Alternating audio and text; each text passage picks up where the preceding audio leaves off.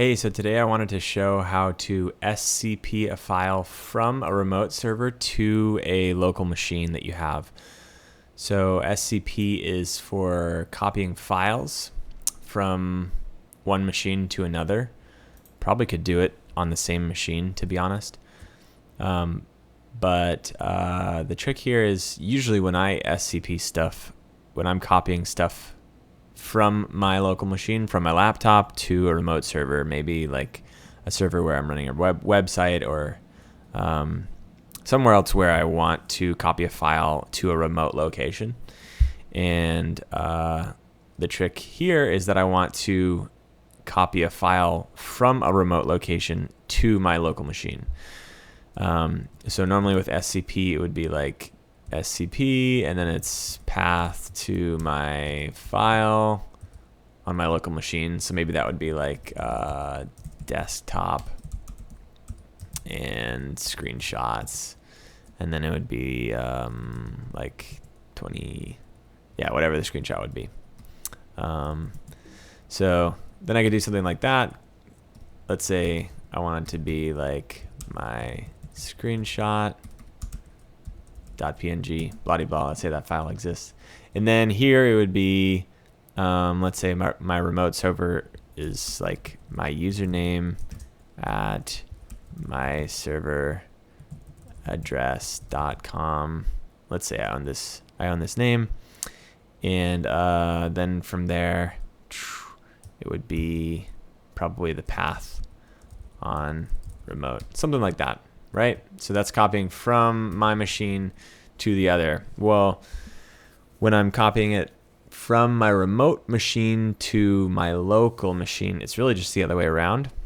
And what I'm going to show here also is what the command would look like if you need to have a PEM key attached to your SSH server.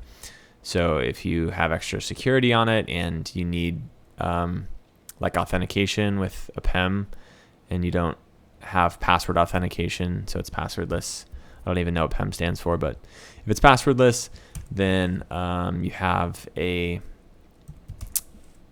PEM file that you're going to attach here, and I'll blank it out so you can't see exactly what it is. But it would be like this. So you're SCPing. I'll just hover over here. SCP. And then you pass the I flag to pass in the PEM file that you want. This is the PEM file that I'm using.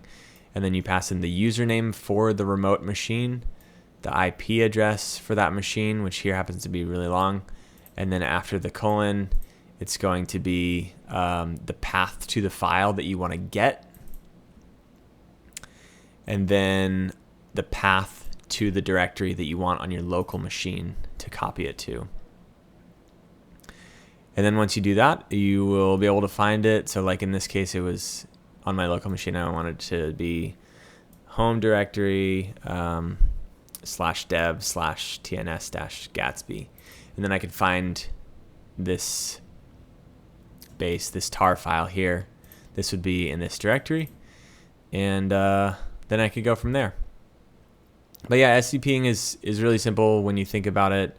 You're just having this PEM here that I'm including. It's optional, and then it's just going to be the source, like the current location of the file that you want, and then this is going to be the destination.